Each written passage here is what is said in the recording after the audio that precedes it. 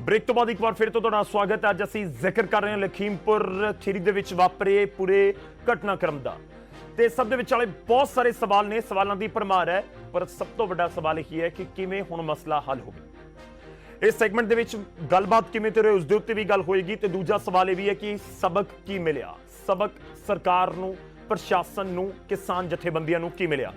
इस सैगमेंट की शुरुआत करते हैं एक बार फिर तो रवनीत जी साडे नाल ने। रवनीत जी किसान जथेबंदी दे नाल जुड़े हुए ने, बरिंदर ढिल्लों जी कांग्रेस तो साडे नाल जुड़े हुए ने, जयबंत सिंह जी बीजेपी तो साडे नाल ने। रवनीत जी स्टार्ट तुहाडे तो ही किसान जथेबंदियां दे लई की सबक है ये पूरा घटनाक्रम?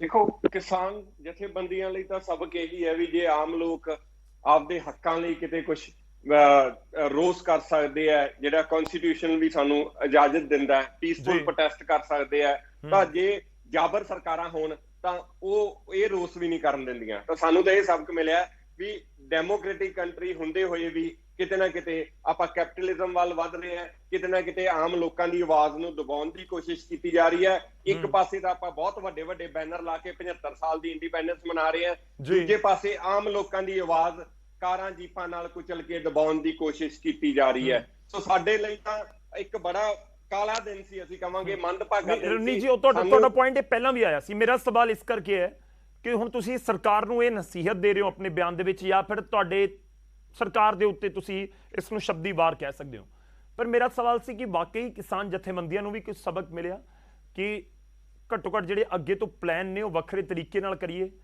बहुत कुछ दिमाग दे विच हुंदा है, पर कुछ अजिहा भी हुंदा है जो बियॉन्ड्स साडी सोच दे हुंदा है, आपां नूं नहीं पता लगदा कि हाँ ये भी हो सकदा और हो जांदा है। कि कोई सबक मिलिया जथेबंदियां नूं?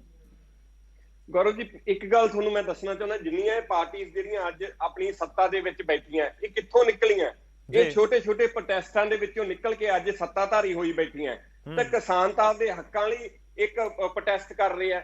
ਸਾਨੂੰ ਸਬਕ ਕੀ ਮਿਲਣਾ? ਸਾਨੂੰ ਤਾਂ ਇਹ ਡਰਾ ਰਹੇ ਆ, ਸਾਨੂੰ ਤਾਂ ਧਮਕਾ ਰਹੇ ਆ ਸ਼ਰੇਆਮ। ਅਸੀਂ ਤਾਂ ਇਹਨਾਂ ਮੂਹਰੇ ਗੁਜ਼ਾਰਿਸ਼ ਕਰ ਰਹੇ ਹਾਂ ਗੌਰਵ ਜੀ, ਫਿਰ ਤੁਹਾਡੇ ਚੈਨਲ ਥਰੂ ਮੈਂ ਕਹਿ ਰਿਹਾ ਵੀ ਜੈਬੰਸ ਜੀ ਬੈਠੇ ਆ, ਸਾਨੂੰ ਦੱਸਣ ਵੀ ਕਿੱਥੇ ਮੀਟਿੰਗ ਕਰੀਏ, ਕਿਹਦੇ ਨਾਲ ਮੀਟਿੰਗ ਕਰੀਏ ਤੇ ਕਿਵੇਂ ਆਪਾਂ ਇਹ ਮਸਲੇ ਨੂੰ ਵਾਈਂਡ ਅਪ ਕਰੀਏ। ਚਲੋ ਮੈਂ ਉਸ ਪੁਆਇੰਟ ਦੇ ਉੱਤੇ ਆਵਾਂਗਾ। ਤੁਸੀਂ ਸ਼ੁਰੂਆਤ ਦੇ ਵਿੱਚ ਉਸ ਦਾ ਜ਼ਿਕਰ ਕੀਤਾ ਸੀ ਰਵਨੀਤ ਜੀ, ਪਰ ਮੈਂ ਇੱਕ ਵਾਰੀ ਫਿਰ ਤੋਂ ਰੁਕ ਕਰਦਾ। ਜੈਬੰਤ ਸਿੰਘ ਜੀ ਸਾਡੇ ਨਾਲ ਨੇ। ਜੈਬੰਤ ਜੀ ਮੇਰੀ ਆਵਾਜ਼ ਉਮੀਦ ਹੈ ਤੁਹਾਡੇ ਤੱਕ ਪਹੁੰਚ ਰਹੀ ਹੋਏਗੀ। ਜੀ ਪਹੁੰਚ ਰਹੀ ਹੈ। ਮੈਂ ਕਿਸਾਨਾਂ ਨੂੰ ਪੁੱਛ ਰਿਹਾ ਸੀ, ਸਰਕਾਰ ਨੇ ਪ੍ਰਸ਼ਾਸਨ ਨੇ ਵੀ ਕੋਈ ਲਿਆ, ਬੀਜੇਪੀ ਨੂੰ ਕੋਈ ਸਬਕ ਮਿਲਿਆ ਇਸ ਪੂਰੇ ਮਾਮਲੇ ਤੋਂ? नहीं जी बहुत सबक मिले ने बीजेपी ਨੂੰ, तो बहुत सबक मिले ने। ਇਹਦੇ ਚ ਪਹਿਲੀ ਗੱਲ ਤੇ ਇਹ ਹੋਣਾ ਨਹੀਂ ਸੀ ਚਾਹੀਦਾ। ਲਾਅ ਐਂਡ ਆਰਡਰ ਦਾ ਬਹੁਤ ਵੱਡਾ ਇਸ਼ੂ ਹੈ। ਜਿਹੜੀ ਇਹ ਐਜੀਟੇਸ਼ਨ ਹੈ ਕਿਸਾਨਾਂ ਦੀ, ਇਹ ਮਤਲਬ ਇਹਨੂੰ ਜਲਦ ਤੋਂ ਜਲਦ ਖਤਮ ਕਰਨਾ ਬਹੁਤ ਜ਼ਰੂਰੀ ਹੈ ਜੀ। ਤੇ ਜੋ ਹੁਣ ਇਹ ਹੋਇਆ ਇਹਦੇ ਵਿੱਚ ਜਿਹੜੇ ਜੋ ਦੋਸ਼ੀ ਆ ਉਹਨੂੰ ਫੜ ਕੇ ਉਹਨੂੰ ਸਜ਼ਾ ਦੇਣੀ ਵੀ ਬਹੁਤ ਜ਼ਰੂਰੀ ਹੈ। ਤੇ ਅਸੀਂ ਦੁਬਾਰਾ ਰੀਟਰੇਟ ਕਰਾਂਗੇ। ਮੈਨੂੰ ਪੱਕਾ ਯਕੀਨ ਹੈ ਐਗਰੀਕਲਚਰ ਮਿਨਿਸਟਰ ਨਰਿੰਦਰ ਸਿੰਘ ਤੋਮਰ ਜੀ ਨੇ ਬਹੁਤ ਵਾਰ ਬੁਲਾਇਆ ਹੈ ਕਿਸਾਨ ਜਥੇਬੰਦੀਆਂ ਨੂੰ ਕਿ ਆਓ ਦੁਬਾਰਾ ਗੱਲਬਾਤ 'ਚ ਬੈਠੀਏ, ਚਲੋ ਕੋਈ ਨਾ ਕੋਈ ਹੱਲ ਢੂੰਡੀਏ। ਤੇ ਉਹ ਹੱਲ ਢੂੰਡਣਾ ਸਾਨੂੰ ਬਹੁਤ ਜਲਦੀ ਢੂੰਡਣਾ ਚਾਹੀਦਾ ਉਹ ਹੱਲ, ਕਿਉਂਕਿ ਜੈਬੰਤ ਜੀ ਦੇਖੋ ਮੈਂ ਅਫੋਰਡ ਨਹੀਂ ਕਰ ਸਕਦਾ। ਠੀਕ ਹੈ, ਇੱਕ ਚੀਜ਼ ਮੈਂ ਕਲੀਅਰ ਕਰਾਂ, ਤੁਸੀਂ ਐਕਸ ਆਰਮੀ ਮੈਨ ਹੋ, ਬਹੁਤ ਰਿਸਪੈਕਟ ਹੈ ਸਾਰੇ ਦੇਸ਼ ਦੇ ਇੱਕ ਆਰਮੀ ਦੇ ਤੌਰ ਦੇ ਉੱਤੇ ਜੋ ਕੋਈ ਗੱਲ ਕਰਦਾ ਹੈ, ਪਰ ਅੱਜ ਤੁਸੀਂ ਪੋਲੀਟੀਕਲ ਪਾਰਟੀ ਨੂੰ ਰਿਪਰੈਜ਼ੈਂਟ ਕਰ ਰਹੇ ਹੋ, ਇਸ ਕਰਕੇ ਮੈਨੂੰ ਸਵਾਲ ਤਾਂ ਸਾਰੇ ਪੁੱਛਣੇ ਪੈਣਗੇ।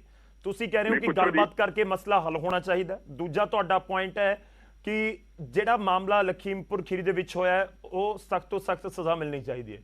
ਇਹ ਦੋਵੇਂ ਕੰਮ ਸਰਕਾਰ ਨੇ ਕਰਨੇ ਨੇ ਔਰ ਦੋਵੇਂ ਕੰਮ ਬੀਜੇਪੀ ਦੀ ਸਰਕਾਰ ਨੇ ਕਰਨੇ ਨੇ ਜੋ ਇਸ ਸਮੇਂ ਸੱਤਾ ਦੇ ਵਿੱਚ ਹੈ, ਯੂਪੀ ਤੋਂ ਲੈ ਕੇ ਕੇਂਦਰ ਤੱਕ। ਪਰ ਤੁਹਾਡੇ ਕੋਲ ਘੁੰਮ ਕੇ ਆ ਗਈ ਨਾ ਗੱਡੀ, ਕੀ ਤੁਸੀਂ ਦੱਸੋ ਜੀ ਕਿਵੇਂ ਹੋਏਗਾ ਕੰਮ ਫਿਰ? ਨਹੀਂ ਦੇਖੋ ਉਹ ਜਿਹੜਾ ਇਹ ਇੱਥੇ ਜਿਹੜੀ ਵਾਇਲੈਂਸ ਹੋਈ ਹੈ ਇਹਦੇ ਵਿੱਚ ਇਨਕੁਆਇਰੀ ਬਹਿ ਗਈ ਹੈ ਤੇ ਹੁਣ ਇਹ ਕਹਿ ਦੇਣਾ ਕਿ ਮਤਲਬ ਕਿ ਕੋਈ ਚੀਫ ਮਿਨਿਸਟਰ ਯੋਗੀ ਏਦਾਂ ਨਿਰਦਈ ਆਦਮੀ ਤੇ ਨਹੀਂ ਹੈ ਕਿ ਉਹਦੀ ਸਟੇਟ ਦੇ ਵਿੱਚ 8 ਬੰਦੇ ਇਸ ਤਰੀਕੇ ਨਾਲ ਮਰ ਗਏ ਤੇ ਉਹ ਬਸ ਚੁੱਪ ਕਰਕੇ ਇਹਨੂੰ ਦਬਾਉਣ ਦੀ ਕੋਸ਼ਿਸ਼ ਕਰ ਦੇਗਾ। Let us wait for the inquiry ਨੂੰ ਹੋ ਤੇ ਲੈਣ ਦਿਓ, ਕਿਸੇ ਪਾਸੇ ਦੇਖੀਏ ਕਿ ਕਿਹਨੂੰ ਸਜ਼ਾ ਮਿਲਦੀ ਹੈ, ਕੀ ਹੁੰਦਾ ਹੈ। ਤੋ ਉਹ ਗੱਲ ਇੱਕ ਹੈ। ਤੇ ਦੂਸਰੀ ਗੱਲ ਇੱਕ ਇਹ ਹੈ ਕਿ ਮੈਂ ਵੀ ਕਹਿਣਾ ਕਿ ਹੁਣ ਇਹਨੂੰ ਜ਼ਿਆਦਾ ਨਹੀਂ ਖਿੱਚਣਾ ਚਾਹੀਦਾ ਇਹਨੂੰ ਐਜੀਟੇਸ਼ਨ ਨੂੰ। ਤੇ ਨਰਿੰਦਰ ਤੋਮਰ ਜੀ ਨੇ ਇੱਕ ਓਪਨ ਇਨਵੀਟੇਸ਼ਨ ਦਿੱਤਾ ਹੋਇਆ ਹੈ ਕਿਸਾਨ ਜਥੇਬੰਦੀਆਂ ਨੂੰ ਬਹਿ ਕੇ ਤੇ ਗੱਲਬਾਤ ਕਰਨ ਤੇ ਇਹਨੂੰ ਸੁਲਝਾਉਣ, ਕਿਸੇ ਨਾ ਕਿਸੇ ਪਾਸੇ ਕੋਈ ਰਸਤਾ ਢੂੰਢਣ। ਚਲੋ ਠੀਕ ਹੈ, ਮੈਂ ਤੁਹਾਡੇ ਕੋਲ ਪੁਆਇੰਟ ਤੇ ਵਾਪਸ ਆਉਂਗਾ। ਮੈਂ ਇੱਕ ਵਾਰ ਢਿੱਲੋਂ ਸਾਹਿਬ ਦਾ ਰੁਖ ਕਰਦਾ। ਬਰਿੰਦਰ ਜੀ ਆਵਾਜ਼ ਪਹੁੰਚ ਰਹੀ ਹੋਏਗੀ ਤੁਹਾਡੇ ਤੱਕ, ਉਮੀਦ ਹੈ।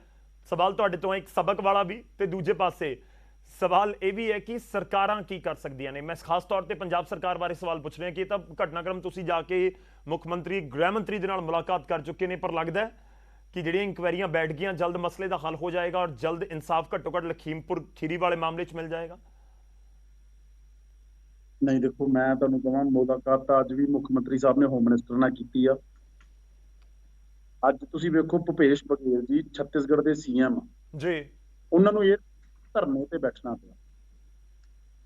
ਪ੍ਰਿਯੰਕਾ ਗਾਂਧੀ ਜੀ ਨੂੰ 3 ਦਿਨਾਂ ਤੋਂ ਉੱਥੇ ਹਿਰਾਸਤ 'ਚ ਲਿੱਤਾ ਹੋਇਆ, ਰੱਬ ਜਾਣੇ ਕੀ ਕਾਰਨ। 4 ਜਾਣੇ ਅਗਰ ਉੱਥੇ ਨਹੀਂ ਜਾ ਸਕਦੇ, ਉਹ ਕਿਹੜਾ ਮੀਡੀਆ ਲੈ ਕੇ ਜਾ। ਤੁਸੀਂ ਹਾਲਾਤ ਵੇਖੋ, ਤੁਸੀਂ ਬਾਰ-ਬਾਰ ਨਾ ਆਪਾਂ ਕਿਉਂਕਿ ਨਾਰਮਲਸੀ ਦੇ ਚੱਕਰ ਦੇ ਵਿੱਚ ਆਪਾਂ ਇਹਨਾਂ ਦੀ ਜ਼ਿੰਮੇਵਾਰੀ ਤੋਂ ਇਹਨਾਂ ਨੂੰ ਮੁਕਤ ਕਰ ਦਈਦਾ। ਯੋਗੀ ਆਦਿੱਤਿਆਨਾਥ ਜੀ, ਪ੍ਰਾਈਮ ਮਿਨਿਸਟਰ ਮੋਦੀ ਜੀ ਅੱਜ ਉੱਥੇ 75 ਸਾਲ ਮਨਾ ਰਹੇ ਆ ਆਜ਼ਾਦੀ ਦੇ, ਗਰੀਬਾਂ ਨੂੰ ਲੈਕਚਰ ਦੇ ਰਹੇ ਆ। ਥੋੜੀ ਦੂਰ, ਪੂਰੇ ਕਿਲੋਮੀਟਰ ਦੂਰ ਹਜ਼ਾਰਾਂ ਦਾ ਇਕੱਠ ਕੀਤਾ ਹੋਇਆ, ਉੱਥੇ 144 151 ਇਹ ਕੁਝ ਨਹੀਂ ਲੱਗ ਰਿਹਾ। ਲੇਕਿਨ ਕਿਸਾਨਾਂ ਦੇ ਉੱਤੇ, ਆਪੋਜੀਸ਼ਨਾਂ ਪਾਰਟੀਆਂ ਦੇ ਉੱਤੇ ਕਾਨੂੰਨ ਵੱਖਰੇ ਲੱਗ ਰਹੇ ਆ। ਇਹ ਮਤਲਬ ਪ੍ਰੋਟੈਸਟ ਦੇ ਨਾਮ ਦੇ ਉੱਤੇ ਇੰਨੀ ਘਬਰਾਹਟ, ਪ੍ਰੋਟੈਸਟ ਦੇ ਨਾਮ ਦੇ ਉੱਤੇ ਕਿਸੇ ਦੇ ਜਾਨ ਦੇ ਉੱਤੇ ਇੰਨੀ ਘਬਰਾਹਟ। ਕੱਲ ਡਿਪਟੀ ਮੁੱਖ ਮੰਤਰੀ, ਤੁਹਾਨੂੰ ਨਹੀਂ ਲੱਗਦਾ ਕਿ ਸਿਆਸਤ ਵੀ ਹੋ ਰਹੀ ਹੈ? ਤੁਹਾਨੂੰ ਨਹੀਂ ਲੱਗਦਾ ਢਿੱਲੋਂ ਸਾਹਿਬ ਸਿਆਸਤ, ਕਾਂਗਰਸ ਵੀ ਸਿਆਸਤ, ਤੁਸੀਂ ਵੀ ਸਿਆਸਤ ਕਰ ਰਹੇ ਹੋ, ਆਮ ਆਦਮੀ ਪਾਰਟੀ ਵਾਲੇ ਪਹੁੰਚ ਰਹੇ ਨੇ, ਤੁਸੀਂ ਪਹੁੰਚ ਰਹੇ ਹੋ? ਤੇ ਨਹੀਂ ਜਾਣਾ ਚਾਹੀਦਾ, ਬੰਦ ਕਰ ਦਈਏ, ਨਾ ਚਾਹੀਏ, ਘਰ ਦੇ ਵਿੱਚ ਬਹਿ ਜਾਈਏ। ਚਾਹੀਏ ਇਹਨਾਂ ਨੂੰ ਕਿਸਾਨਾਂ ਨੂੰ ਕੁਚਲਦੇ ਪੋਲੀਟੀਕਲ ਪਾਰਟੀਆਂ ਕੀ ਕਰਨ? ਜੈਬੰਸ ਜੀ, ਕੀ ਉੱਥੇ ਸੁਖਜਿੰਦਰ ਜੀ ਜਵਾਬ ਦੇ ਦਿਓ ਸਰ।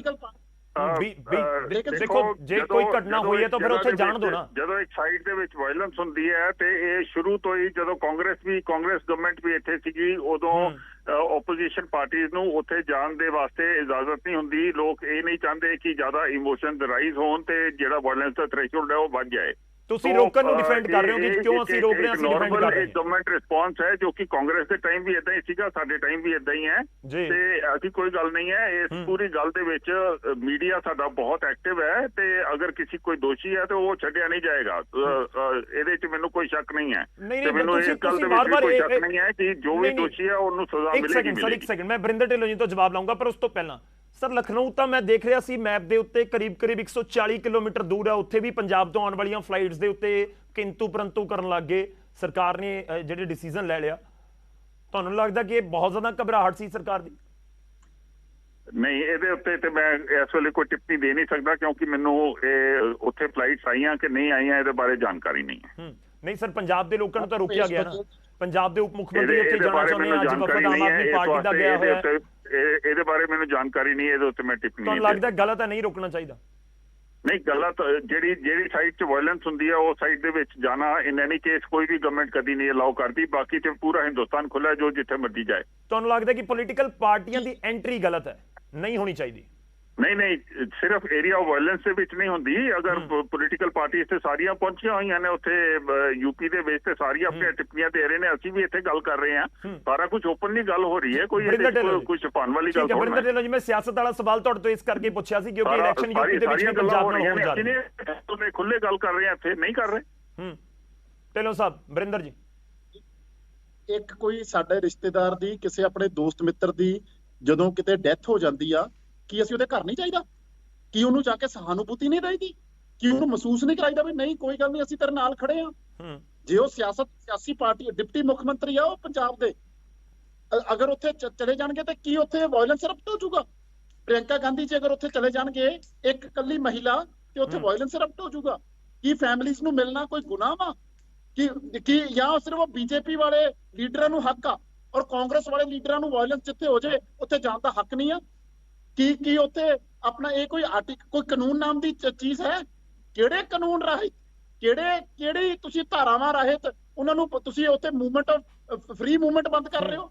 ਇੱਕ ਮਹਿਲਾ ਨੂੰ, ਰਮਨੀਤ ਜੀ ਵੀ ਕੁਝ ਕਹਿਣਾ ਚਾਹੁੰਦੇ ਜੀ, ਉੱਥੇ ਰੈਸਟ ਰੋਕਿਆ ਜਾਂਦਾ ਵਾ, ਜੀ ਰੈਸਟ ਹਾਊਸ ਵਿੱਚ ਪ੍ਰੈਸ ਕਾਨਫਰੰਸ ਕਰਨ ਕਿਹਾ ਜਾਂਦਾ ਵਾ।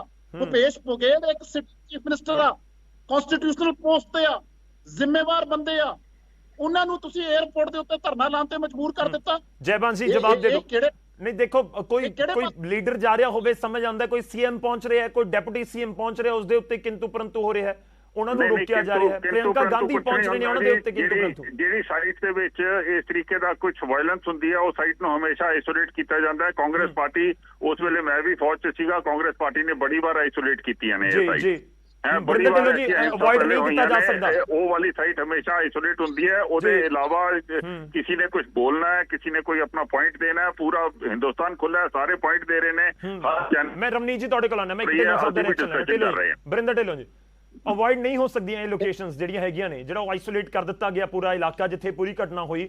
ਤੁਹਾਨੂੰ ਲੱਗਦਾ ਕਿ ਉੱਥੇ ਜੇ ਜਾ ਕੇ ਇਕੱਠ ਹੋਏਗਾ ਕਾਂਗਰਸੀਆਂ ਦਾ ਹੋਵੇ, ਆਮ ਆਦਮੀ ਪਾਰਟੀ ਦਾ ਜਾਂ ਕਿਸੇ ਵੀ ਪੋਲੀਟੀਕਲ ਪਾਰਟੀ ਦਾ, ਤੇ ਸਥਿਤੀ ਤਣਾਅਪੂਰਨ ਬਣ ਸਕਦੀ ਹੈ? ਆਲਰੇਡੀ ਇੰਨੀ ਟੈਂਸ ਹੈ ਮਾਹੌਲ, ਤੇ ਉੱਥੇ ਪਹੁੰਚ ਕੇ ਪੋਲੀਟੀਕਲ ਲੀਡਰ ਹੋਰ ਉਸ ਨੂੰ ਟੈਂਸ ਬਣਾ ਸਕਦੇ, ਇਹੀ ਬੀਜੇਪੀ ਕਹਿ ਰਹੀ। ਇਹਦਾ ਮਤਲਬ ਘਬਰਾਹਟ ਆ ਨਾ ਇਹਨਾਂ ਨੂੰ, ਇਹਦਾ ਮਤਲਬ ਫੈਮਿਲੀਜ਼ ਨੂੰ ਮਿਲਣਾ ਗੁਨਾਹ ਹੈ ਕੀ? ਆਪਣਾ ਕੋਈ ਪਰਿਵਾਰ ਨੂੰ ਹੈ, ਐਡਾ ਵੱਡਾ ਇੱਕ ਹਾਦਸਾ ਹੋ ਗਿਆ। ਘਬਰਾਹਟ ਸਿਰਫ ਬੀਜੇਪੀ ਨਹੀਂ, ਕਿ ਘਬਰਾਹਟ ਪੂਰੇ ਦੇਸ਼ ਨੂੰ ਹੈ। ਸਾਰੇ ਘਬਰਾਏ ਹੋਏ ਨੇ ਕਿ ਇਹ ਕਿੱਦਾਂ ਹੋ ਗਿਆ, ਤੇ ਸਾਨੂੰ ਇਹਨੂੰ ਇਕੱਠੇ ਮਿਲ ਕੇ ਇਹਦੀ ਸੋਲੂਸ਼ਨ ਢੂੰਡਣੀ ਚਾਹੀਦੀ ਹੈ। ਸਾਨੂੰ ਇਕੱਠੇ ਮਿਲ ਕੇ ਇਸ ਚੀਜ਼ ਨੂੰ ਇਹ ਇਨਸ਼ੋਰ ਕਰਨਾ ਚਾਹੀਦਾ ਹੈ ਕਿ ਇਹ ਗੱਲ ਅੱਗੇ ਨਾ ਕਿਤੇ ਵਧੇ, ਇਹ ਵਾਇਲੈਂਸ ਹੋਰ ਨਾ ਹੋ ਜਾਏ। ਇਹ ਸਾਡਾ ਕੰਮ ਹੈ ਬਰਿੰਦਰ ਜੀ, ਸਾਰੇ ਦੇਸ਼-ਵਾਸੀਆਂ ਦਾ, ਜਿੰਨੀਆਂ ਇੱਥੇ ਪੋਲੀਟੀਕਲ ਪਾਰਟੀ ਨੇ, ਸਾਰਿਆਂ ਦਾ ਇਹ ਕੰਮ ਹੈ। ਤੇ ਉਹਦੇ ਬਾਅਦ ਫਿਰ ਦੇਖਾਂਗੇ ਸੋਲੂਸ਼ਨ ਕਿੱਦਾਂ ਢੂੰਡਣੀ ਹੈ। ਗੱਲ ਤਾਂ ਨਹੀਂ ਜੈਬੰਸ ਜੀ, ਗੱਲ ਤਾਂ ਫਿਰ ਘੁੰਮ ਕੇ ਆਉਂਦੀ ਹੈ ਤੁਹਾਡੇ ਹੱਥ 'ਚ ਨਾ ਸਰ। ਸਰਕਾਰਾਂ ਕਿਸ ਦੀਆਂ ਨੇ ਇਸ ਸਮੇਂ? ਬੀਜੇਪੀ ਦੀਆਂ। ਅਸੀਂ ਬੀਜੇਪੀ ਨੂੰ ਸਵਾਲ ਕਰ ਰਹੇ ਹਾਂ, ਕਰ ਦੋ ਹੱਲ।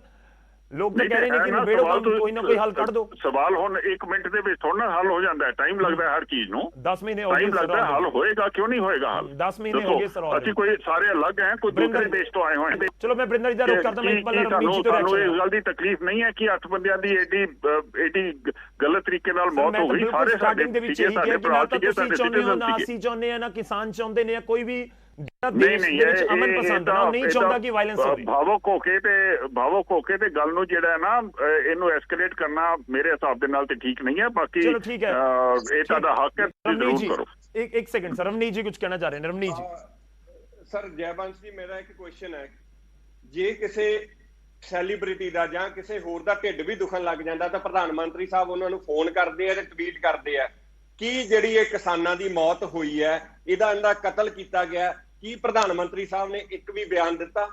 ਜੇ ਨਹੀਂ ਦਿੱਤਾ ਤਾਂ ਕਿਉਂ ਨਹੀਂ ਦਿੱਤਾ? ਕੀ ਉਹ ਇਕੱਲੇ ਪ੍ਰਧਾਨ ਮੰਤਰੀ ਬੀਜੇਪੀ ਦੇ ਹੈ ਕਿ ਉਹ ਸਾਡੇ ਦੇਸ਼ ਦੇ ਹੈ? ਅਸੀਂ ਵੀ ਕਿਸਾਨਾਂ ਨੇ ਸਾਨੂੰ ਇਹਨਾਂ ਨੇ ਬੜਾ ਲੁਭਾਇਆ ਸੀਗਾ ਵੀ ਤੁਹਾਡੀ ਇਨਕਮ ਡਬਲ ਕਰਾਂਗੇ, ਸਵਾਮੀਨਾਥਨ ਰਿਪੋਰਟ ਲਾਗੂ ਕਰਾਂਗੇ। ਸਾਨੂੰ ਲੁਭਾ ਕੇ ਇਹਨਾਂ ਨੇ ਵੋਟਾਂ ਲਈਆਂ। ਇਹ ਗੱਲ ਯਾਦ ਰੱਖਣ, ਜੇ ਅੱਜ ਕਿਸੇ ਕੁਰਸੀ ਤੇ ਬੈਠੇ ਆ, ਉਹ ਕਿਸਾਨਾਂ ਨੇ ਬਿਠਾਇਆ ਤੇ ਕਿਸਾਨ ਉਤਾਰ ਵੀ ਸਕਦੇ ਆ। ਸੈਕਿੰਡ ਗੱਲ, ਜੇ ਬੰਸ ਜੀ ਨੇ ਕਿਹਾ ਸੀਗਾ ਵੀ ਸਾਡੇ ਐਗਰੀਕਲਚਰ ਮਿਨਿਸਟਰ ਜੀ ਕਹਿ ਰਿਹਾ ਵੀ ਸਾਡੇ ਨਾਲ ਵਾਰਤਾਲਾਪ ਕਰੋ ਨਾਲ, but there is a condition की है भी बिल रिपील नहीं करने। जे कोई होर डिस्कशन करनी है साडे नाल आके कर लो। होर डिस्कशन नु असी थोड़े नाल की चाह पकौड़े खाने हैं, असी थोड़े तो होर की एक्सपेक्ट कर सकते हैं। जे तुसी ठीक है रमनीत जी, ਆਪਾਂ स्टेटमेंट ले लिए, मेरे को समा खत्म हो चला है। मेरा सवाल विचाले रह गया कि गलबात शुरू किवें होएगी। जयबंस जी, एक फाइनल स्टेटमेंट ਤੁਹਾਡੀ, ਉਸ ਤੋਂ ਬਾਅਦ ਮੈਂ ਢਿੱਲੋਂ ਸਾਹਿਬ ਕੋਲ ਵੀ। ਮੇਰੀ ਫਾਈਨਲ ਸਟੇਟਮੈਂਟ ਇਹ ਹੈ ਜੀ ਕਿ ਬਹੁਤ ਅਫਸੋਸ ਹੈ, ਇਹ ਜੋ ਹੋਇਆ ਇਹ ਕਦੀ ਨਹੀਂ ਸੀ ਹੋਣਾ ਚਾਹੀਦਾ, ਅੱਗੇ ਕਦੀ ਨਹੀਂ ਹੋਣਾ ਚਾਹੀਦਾ। ਤੇ ਸਾਨੂੰ ਸਾਰਿਆਂ ਨੂੰ ਰਲ ਮਿਲ ਕੇ ਇਨਸ਼ੋਰ ਕਰਨਾ ਚਾਹੀਦਾ ਹੈ ਕਿ ਐਸੀ ਚੀਜ਼ ਦੁਬਾਰਾ ਨਾ ਹੋਏ। ਤੇ ਤੁਹਾਨੂੰ ਲੱਗਦਾ ਹੈ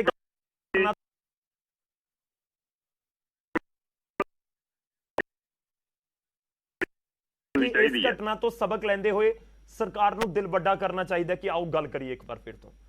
10 ਮਹੀਨੇ ਹੋ ਗਏ ਸਰਕਾਰ ਤੇ ਪਹਿਲੇ ਖੁੱਲੀ ਪਈ ਹੈ ਗੱਲ ਕਰਨ ਵਾਸਤੇ। ਹੁਣ ਕੋਈ ਅਗਰ ਅਸੀਂ ਇਹ ਕਹਿੰਦੇ ਨੇ ਕਿ ਤੁਸੀਂ ਜਿਹੜਾ ਕਹਿੰਦੇ ਹੋ ਕਿ ਕਾਨੂੰਨ ਜਿਹੜਾ ਉਹਨੂੰ ਹਟਾਉਣ ਦੇ ਇਲਾਵਾ ਜੋ ਗੱਲ ਕਰ ਲਓ, ਤੇ ਜਥੇਬੰਦੀਆਂ ਵੀ ਲੋਕ ਇਹੀ ਕਹਿੰਦੇ ਨੇ ਚਿੱਠੀ ਭੇਜੋ, ਤੁਸੀਂ ਗੱਲ ਕਰੀਏ ਇੱਕ ਵਾਰ ਫਿਰ ਤੋਂ। 22 ਅਕਤੂਬਰ ਆਉਣ ਵਾਲਾ, 10 ਮਹੀਨੇ ਹੋ ਜਾਣਗੇ। Varinder Dhillon ji, final statement sir ਤੁਹਾਡੀ। ਪੂਰੀ ਸਥਿਤੀ ਤੁਹਾਨੂੰ ਕੀ ਨਜ਼ਰ ਆ ਰਹੀ ਹੈ ਕਿ ਲੱਗਦਾ ਹੈ ਸਬਕ ਲੈ ਕੇ ਦੋਵੇਂ ਧਿਰਾਂ ਗੱਲਬਾਤ ਕਰਨਗੀਆਂ, ਫਿਰ ਥੋੜੇ ਸੁਖਾਵੇਂ ਮਾਹੌਲ 'ਚ ਥੋੜੇ ਜਿਹੇ ਓਪਨ ਮਾਈਂਡਡ ਹੋ ਕੇ ਗੱਲ ਕਰਨਗੀਆਂ? ਨਹੀਂ, ਬੀਜੇਪੀ ਦੀ ਈਗੋ ਆ, ਬੀਜੇਪੀ ਦੀ ਮੋਦੀ ਸਾਹਿਬ ਦੀ ਇਮੇਜ ਆ, ਔਰ ਇਹ ਉਸ ਇਮੇਜ ਨੂੰ ਬਚਾਉਣ ਵਾਸਤੇ ਔਰ ਇਸ ਈਗੋ ਨੂੰ ਬਚਣ ਵਾਸਤੇ ਜਿੰਨੇ ਮਰਜ਼ੀ ਕਿਸਾਨ ਕੁਚਲ ਦੇਣਗੇ, ਜਿੰਨੇ ਮਰਜ਼ੀ ਐਜੀਟੇਸ਼ਨ ਕੁਚਲਣਗੇ, ਫ੍ਰੀ ਸਪੀਚ ਕੁਚਲਣਗੇ, ਫ੍ਰੀ ਮੂਵਮੈਂਟ ਕੁਚਲਣਗੇ, ਹਰ ਚੀਜ਼ ਨੂੰ ਦੇਸ਼ ਦੀ ਸੁਰੱਖਿਆ ਦਾ ਨਾਂ ਦੇ ਕੇ ਇਹ ਕਿਸੇ ਨੂੰ ਕਿਸੇ ਵੀ ਟਾਈਮ ਕੁਚਲ ਸਕਦੇ ਆ। ਇਸ ਸਰਕਾਰ ਤੋਂ ਕੋਈ ਉਮੀਦ ਨਾ ਰੱਖੋ। ਬੀਜੇਪੀ ਦੀ ਸਰਕਾਰ ਨੇ ਨਾ ਗੱਲਾਂ ਵਾਸਤੇ ਕਿਸੇ ਨੂੰ ਬੁਲਾਣਾ, ਨਾ ਕਿਸੇ ਨਾਲ ਇਹਨਾਂ ਨੇ ਗੱਲ ਕਰਨੀ। ਔਰ ਅੱਜ ਮੈਂ ਫਿਰ ਕਹਿੰਦਾ, ਥੋੜੀ ਦੇਰ ਪਹਿਲਾਂ ਆਮ ਆਦਮੀ ਪਾਰਟੀ ਦੀ ਇੱਕ ਰੈਲੀ 'ਚ ਕੇਜਰੀਵਾਲ ਸਾਹਿਬ ਦੇ ਗਜਿੰਦਰ ਸਿੰਘ ਇੱਕ ਕਿਸਾਨ ਨੇ ਫਾਂਸੀ ਲੈ ਕੇ ਆਪਣੇ ਆਪ ਨੂੰ ਆਤਮ ਹੱਤਿਆ ਕਰ ਲਈ ਸੀ। ਨਰਿੰਦਰ ਮੋਦੀ ਜੀ ਉਦੋਂ ਟਵੀਟ ਕੀਤਾ ਸੀ। ਅੱਜ ਡਬਲ ਸਟੈਂਡਰਡ ਕਿਉਂ ਵਿਖਾਉਂਦੇ ਆ? ਅੱਜ ਉੱਥੇ 4 ਕਿਸਾਨ ਮਰੇ, 4 ਠੀਕ। ਵਰਕਰ ਮਰੇ, ਕਿਉਂ ਨਹੀਂ ਇਹ ਕਰਦੇ? ਕੀ ਇਹਨਾਂ ਦਾ ਡਬਲ ਸਟੈਂਡਰਡ ਆ? ਚਲੋ ਠੀਕ ਹੈ, ਉਹ ਵੀ ਸਿਰਫ ਬਿਆਨ ਦਾ ਵੀ ਇੰਤਜ਼ਾਰ ਹੋਏਗਾ। ਢਿੱਲੋਂ ਸਾਹਿਬ, ਮੈਂ ਵਿਚਾਲੇ ਰੋਕਣਾ ਮਾਫੀ ਚਾਹੂੰਗਾ, ਮੇਰੇ ਕੋਲ ਸਮਾਂ ਖਤਮ ਹੋ ਚੱਲਿਆ ਹੈ। ਬਹੁਤ ਬਹੁਤ ਧੰਨਵਾਦ ਸਾਡੇ ਨਾਲ ਜੁੜਨ ਦੇ ਲਈ। ਜੈਬੰਸ ਜੀ ਤੁਹਾਡਾ ਵੀ ਧੰਨਵਾਦ, ਰਮਨੀਤ ਜੀ ਤੁਹਾਡਾ ਵੀ ਧੰਨਵਾਦ ਸਾਡੇ ਨਾਲ ਜੁੜਨ ਦੇ ਲਈ। ਪੂਰੇ ਮਸਲੇ ਦੇ ਉੱਤੇ ਹੁਣ ਸਭ ਦੀ ਨਜ਼ਰ ਜ਼ਰੂਰ ਹੈ, ਪਰ ਸਵਾਲ ਉਹੀ ਹੈ ਕਿ ਇਹ ਸਬਕ ਦੇ ਤੌਰ ਦੇ ਉੱਤੇ ਤਾਂ ਨਹੀਂ ਕਿ ਵਾਕਈ ਇਸ ਤਰੀਕੇ ਨਾਲ ਲਿਆ ਜਾਵੇ। ਦੂਜਾ ਪੁਆਇੰਟ ਇਹ ਵੀ ਹੈ ਕਿ ਕਈ ਵਾਰ ਕੁਝ ਘਟਨਾਵਾਂ ਇੱਕ ਅਲਾਰਮਿੰਗ ਸਿਚੁਏਸ਼ਨ ਤੁਹਾਡੇ ਲਈ ਖੜੀਆਂ ਕਰ ਦਿੰਦੀਆਂ ਨੇ, ਇੱਕ ਅਲਾਰਮ ਦੀ ਤਰ੍ਹਾਂ ਹੁੰਦੀਆਂ ਨੇ। ਤਾਂ ਕਿ ਲਖੀਮਪੁਰ ਦੇ ਵਿੱਚ ਵਾਪਰਿਆ ਹਾਦਸਾ, ਵਾਪਰੀ ਘਟਨਾ, ਹੋਈ ਹਿੰਸਾ ਉਸ ਅਲਾਰਮ ਵਾਲੇ ਪਾਸੇ ਤਾਂ ਇੰਡੀਕੇਟ ਨਹੀਂ ਕਰ ਰਿਹਾ, ਇਸ਼ਾਰਾ ਤਾਂ ਨਹੀਂ ਕਰ ਰਿਹਾ ਕਿ ਸੰਭਲ ਜਾਓ ਦੋਵੇਂ ਧਿਰਾਂ ਨੂੰ। ਇਹ ਸਿਰਫ ਕਿਸਾਨਾਂ ਤੱਕ ਜਾਂ ਸਰਕਾਰ ਤੱਕ ਸੀਮਿਤ ਨਹੀਂ ਹੈ, ਦੋਵੇਂ ਧਿਰਾਂ ਨੂੰ, ਕਿ ਕੋਈ ਨਾ ਕੋਈ ਹੱਲ ਕੱਢ ਲਿਆ ਜਾਵੇ ਇਸ ਤੋਂ ਪਹਿਲਾਂ ਕਿ ਕਈ ਵਾਰ ਹੱਥਾਂ ਤੋਂ ਵੀ ਮਸਲੇ ਨਿਕਲ ਜਾਂਦੇ ਨੇ। ਉਮੀਦ ਕਰਦੇ ਹਾਂ ਜਲਦੀ ਗੱਲ ਹੋਵੇ, ਜਲਦੀ ਹੱਲ ਵੀ ਹੋਵੇ। ਧੰਨਵਾਦ। ਪ੍ਰਾਈਮ ਟਾਈਮ ਚ ਅੱਜ ਦੇ ਲਈ ਇੰਨਾ।